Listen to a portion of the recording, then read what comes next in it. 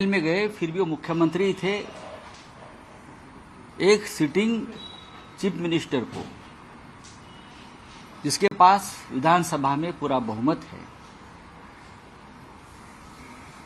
और वो दिल्ली जैसा राज्य है, सिर्फ वो मोदी जी को बार बार हराता है, पराजित करता है। इसीलिए इन चुनाव के वक्त उन्हें गिरफ्तार कर लिया। कोई एविडेंस नहीं, कोई कागज नहीं, कोई कानून नहीं। अब लगभग 3 महीने केजरीवाल जी जेल में रहे, वो भी पूरा गैर कानूनी तरीके से। और भी मंत्री तिहाड़ जेल में है। आप हेमंत सोरेन जेल में है। मुंबई में और महाराष्ट्र में बहुत से ईडी के ऐसी केसेस है, लोग जेल में है। केजरीवाल जी छूट गए। मेरी पार्टी शिवसेना उनका स्वागत करती है, उनका अभिनंदन करती है और खास करके दिल्ली के पीएमएलए कोर्ट को धन्यवाद देती है। कोर्ट ने कहा है कि एविडेंस कहा है, केजरीवाल जी के खिलाफ 0 एविडेंस है, फिर भी ईडी अमित शाह और मोदी जी के कहने पर ये टेररिज्म करती है। उसको आज दिल्ली कोर्ट चपराक लगाई। मैं जेल में था, मेरे मामले में चपराक लगाई। अनिल देशमुख जी के मामले में चपराक लगाई।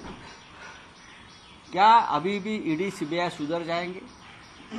इस देश की जनता ने एक मैंडेट दिया है मोदी जी के खिलाफ, मोदी जी के तानाशाही के खिलाफ। मोदी जी और अमित शाह जी ने लोकतंत्र को जिस तरह से खिलौना बनाया, हथियार बनाया, ईडी और सीबीआई को पकड़कर, ईडी बदनाम हो गई। तो क्या ईडी सुधर जाएगी? सीबीआई सुधर जाएगी? इनकम टैक्स सुधर जाएगी? जनता का मैंडेट आप सुधर जाएगी। मैं फिर एक बार केजरीवाल जी का अभिनंदन करूंगा मेरे पार्टी की तरफ से। अरविंद केजरीवाल यांची सुटका झाली आहे। शरद पवार म्हणतात लोकशाही अजूनही जिवंत आहे, तुम्ही सुद्धा स्वागत करताय।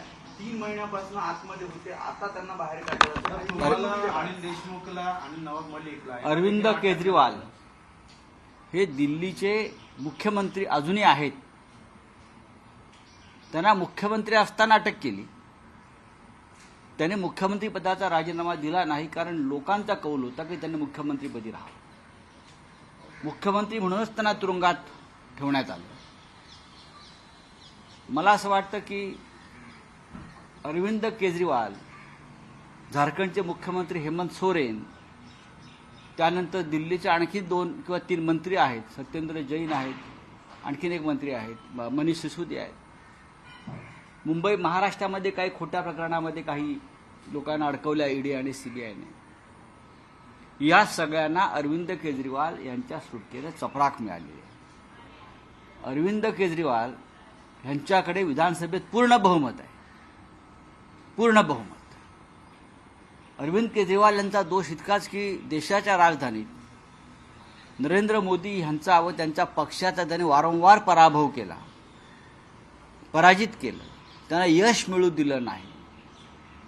त्याच्यामुळे काही खोट्या प्रकरणाची उभारणी करून त्यांना अटक केली। जसं मला अटक केली, अनिल देशमुखांना अटक केली, खोटी प्रकरण। गेल्या काही वर्षापासून या देशामध्ये लोकशाहीचा एक डोंबराचा खेळ सुरू आहे, लोकशाहीच्या नावानं। आणि त्या डोंबराच्या खेळामध्ये ED, CBI, income tax, police यांचा वापर केला जातो। 2024च्या लोकसभा निवडणुकीनं नरेंद्र मोदी यांची हुकुमशाही संपवण्याचा जनादेश दिला। त्यांना बहुमत नाकारलं ते ईडी आणि सीबीआयच्या गैरवापरामुळे।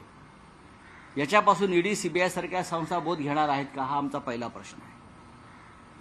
त्यात निवडणूक आयोग सुद्धा आलेला नाही।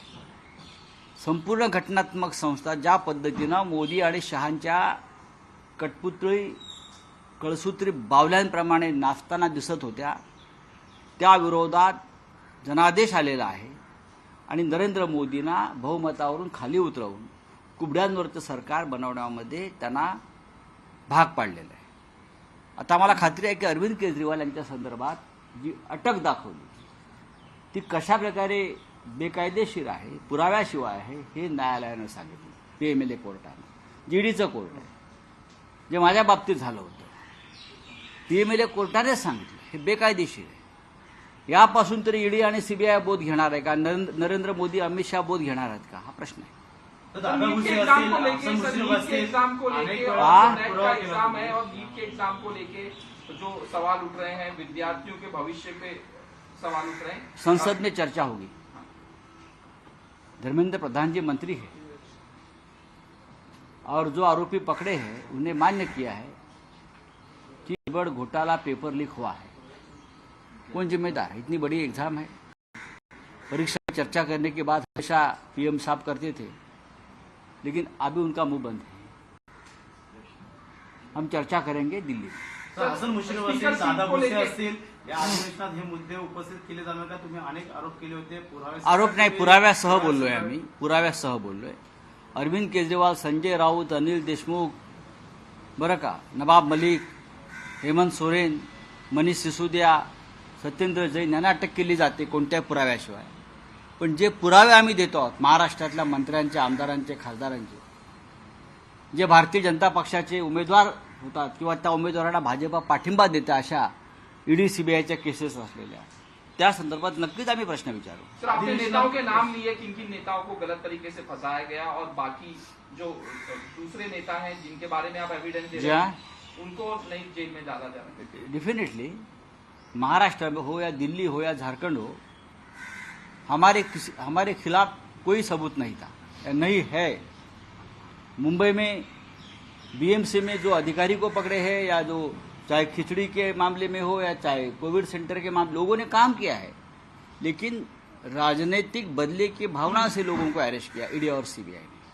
अरविंद केजरीवाल, मनीष सिसोदिया जी, सत्येंद्र जैन, हेमंत सोरेन, महाराष्ट्र में अनिल देशमुख, मेरा उदाहरण है, हाँ, नवाब मलिक जी, ये सभी को बदले की भावना से ही बीजेपी के लोगों ने अरेस्ट करवाया. खास करके देवेंद्र फडणवीस, अमित शाह, नरेंद्र मोदी जी. अब हम पूछेंगे ना कि आपके साथ जो लोग हैं उनके ऊपर ईडी की केसेस चल रही है, ईडी ने उनको अरेस्ट वारंट भेजे हैं, समन्स भेजे हैं, तो उनके बारे में आप ईडी क्या करें? हम जरूर सवाल पूछेंगे. अंतरराष्ट्रीय योगा दिवस है आज, क्या कहेंगे? कोयता गँगची दहशत निर्माण झाली आहे. तर 2 दिवसापूर्वी वसई ते भर रस्त्यात एका देखिए, कोयता गैंग के सूत्रधार जो है वो सरकार में बैठे. कोयता गँग काय आहे? या राज्यातली कायदा व्यवस्था पूर्णपणे उद्ध्वस्त झाली आहे. कारण सरकारच गुंडांच्या हातामध्ये आहे, गुंडांना पोसणाऱ्यांच्या हातात सरकार आहे. मी मागे म्हटलं होतं, मंत्रालयाच्या 6व्या मजल्यावरून निवडणुका लढवण्यासाठी, जिंकण्यासाठी तुरुंगात कसे फोन जातात, गुंडांना कसं बाहेर काढलं जातं, आणि त्या गुंडांचा वापर लोकसभा निवडणुकीत नक्कीच झालेला. त्याच्यामुळे कोयता गँग वगैरे वगैरे जे आहेत ना, त्याचे सूत्रधार वरच बसले 6व्या माळ्यावर. चला, आज थँक्यू. अंतरराष्ट्रीय योगा दिवस है, क्या नहीं, योगा मोदी जी योगा करेंगे, देश देखेगा. 10 साल से देश यही देख रहा है. आज सुबह देखा कौन आपने मुख्यमंत्री योगा कर रहे, डेप्युटी CM योगा कर रहे. अच्छी बात है. पोलिसांच्या बदल्या देखील रखडल्या आहेत. मुलांच्या शिक्षणाचा प्रश्न ऐरणीवर पुन्हा एकदा आला. ये सरकार कहाँ चल रही है? सरकार नहीं चल रही है. पुलिस हो, प्रशासन हो, ये सब एक गुंडों की टोली जैसे चला रहे हैं, अंडरवर्ल्ड जैसे. चलो, थैंक यू.